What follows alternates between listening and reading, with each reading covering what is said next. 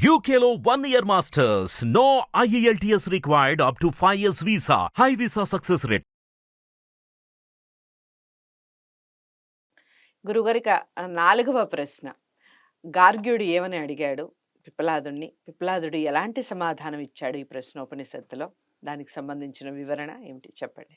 గార్గ్యుడు అడిగిన ప్రశ్నకు అంటే ఈ శరీరంలో ఏవి నిద్రపోతాయి అంటే జీవుడు కాదు నిద్రపోయేది. జీవుడు ఎప్పుడు నిద్రపోయినట్లు ఉంటాడు, మేల్కొన్నట్లు ఉంటాడు. కానీ అతనికి చావు లేదు. ఏమండి, ఆయన పుట్టడు, చావడు. కాబట్టి ఎప్పుడు ఒకే తీరుగా ఉంటాడు అతడు. జ్ఞానం లేకపోవచ్చు, జ్ఞానం ఉండొచ్చు, అది వేరే విషయం. కానీ ఇక్కడ శరీరంలో నిద్రపోయేవి ఇంద్రియాలు అని చాలా చక్కని సమాధానాన్ని పిప్పలాదుడిచ్చాడు. తర్వాత రెండవ ప్రశ్న అడిగాడు ఆయన. ఏమడిగాడంటే జాగ్రత్త అవస్థలో ఉండేది ఎవరు అన్నాడు. ఈ శరీరంలో ఎప్పుడు 24 గంటలు జాగ్రత్త అవస్థలో ఉండాలి ప్రాణము అన్నాడు. అది ఇంద్రియాలు నిద్రపోయినా, ఏమండి, ఇంట్లో వాళ్ళు అందరూ నిద్రపోయినా అమ్మ మాత్రం మేలుకొని ఉంటది అని చెబుతుంటారు చూడండి పూర్వకాలంలో కదా. ఇప్పుడు అమ్మ నిద్రపోతే పిల్లలు మేలుకొని ఉన్నారు. ఇప్పుడు దానికి వ్యతిరేకమైనటువంటి దిశలో ఈ ప్రపంచం ఇప్పుడు నడుస్తూ ఉంది.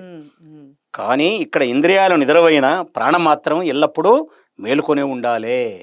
చనిపోయిన దాకా ప్రాణం పనిచెయ్యాలి. కాబట్టి మేలుకొని ఉండేది ప్రాణము అని చెప్తున్నాడు. తర్వాత మూడో ప్రశ్న కలలు గనేది ఎవరు అంటున్నాడు. ఇక్కడ కలలు గనేది మాత్రం జీవుడే అని చెప్తున్నాడు.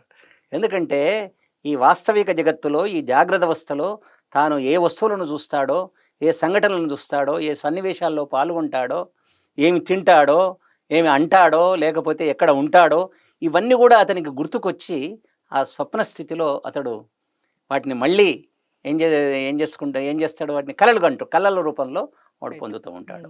ఒక స్వప్నానుభవం అన్నమాట. అది స్వప్న అంటే కలలు గనేవాడు జీవుడు. శరీరంలో నిద్రపోయేవి ఇంద్రియాలు, మేలుకొని ఉండేది ప్రాణము, అంతేకాదు కలలు గనేది జీవుడు. ఇవి సత్యాలు, పరమ సత్యాలు. ఉపనిషత్తులు చెబుతూ ఉన్నాయి. ఇవి ఇంతకంటే ఏమీ లేదు. అమెరికా సాహిత్యం, అమెరికా వేదాంతం, ఆస్ట్రేలియా వేదాంతం, లేకపోతే ఇంకో దుబాయ్ వేదాంతం ఈ కొత్త విషయాలు చెప్తాయి అంటానికి వెళ్ళలేదు. ఇది భారతీయ వేదాంతం యొక్క గొప్పతనంగా మీకు చెప్తున్నాను నేను. తర్వాత ఇది మూడో అంశం. ఇక నాలుగవది ఏమిటంటే సుఖాన్ని పొందేది ఎవరు అన్నాడు ఇక్కడ. కానీ సుఖాన్ని పొందేది జీవుడే అన్నమాట. సుఖాన్ని కానీ దుఃఖాన్ని కానీ పొందేది ఈ శరీరంలో అతడే అనుభవాన్ని పొందుతున్నాడు. బుద్ధి ద్వారా, మనస్సు ద్వారా, ఇంద్రియాల ద్వారా. ఇప్పుడు ఇంద్రియాలు బయటికి వెళ్ళి ఆ విషయములతో కలుస్తాయి. అప్పుడు ఇంద్రియాలు మనస్సుతో కలుస్తాయి, మనస్సు బుద్ధితో కలుస్తుంది, బుద్ధి ఆత్మతో కలుస్తుంది, ఆత్మ అప్పుడు సుఖానుభూతి పొందుతూ ఉంటుంది. అది ఈ విధంగా సుఖాన్ని పొందేది జీవుడే అనే విషయాన్ని కూడా మనకు చెప్తాడు. తర్వాత ఈ అన్ని పదార్థాలు ఎవరిలో ప్రతిష్ఠితమయ్యాయి అని అడుగుతాడు. ప్రపంచం, ఈ శరీరం ఎవరి అధీనంలో ఉంది? మన అధీనంలో ఉంది అనుకుంటాం కానీ ఈ శరీరంలో ఏమున్నాయి? ఇది పాంచభౌతికమైన శరీరం, అవునా కాదా? తర్వాత శబ్ద స్పర్శ రూపరస గంధములు అవి విషయములు. వీటి ద్వారానే జీవుడు సుఖాన్ని పొందుతున్నాడు. కాబట్టి ఈ శరీరంలో ఉన్నటువంటి అన్ని తత్వాలు కూడా ఎవరి అధీనంలో ఉన్నాయి అంటే పరమాత్మ యొక్క అధీనంలోనే ఉన్నాయి. అంటే బ్రహ్మాండం ఏ విధంగా భగవంతుని అధీనంలో ఉందో ఈ శరీరం కూడా భగవంతుని యొక్క అధీనంలోనే ఉంది.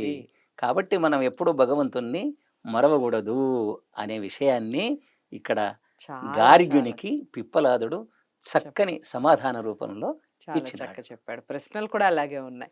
గార్గ్యుడు ఏమని అడిగాడు, ఎలాంటి ప్రశ్నలు అడిగాడు? 5 ప్రశ్నలు. ఎంతటి అద్భుతమైన ప్రశ్నలండి.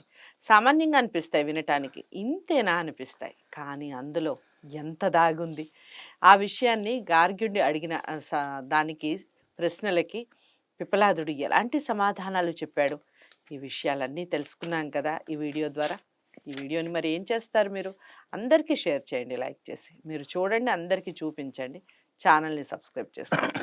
తదుపరి ప్రశ్నతో మళ్ళీ మీ ముందుకు వస్తాను. నమస్తే.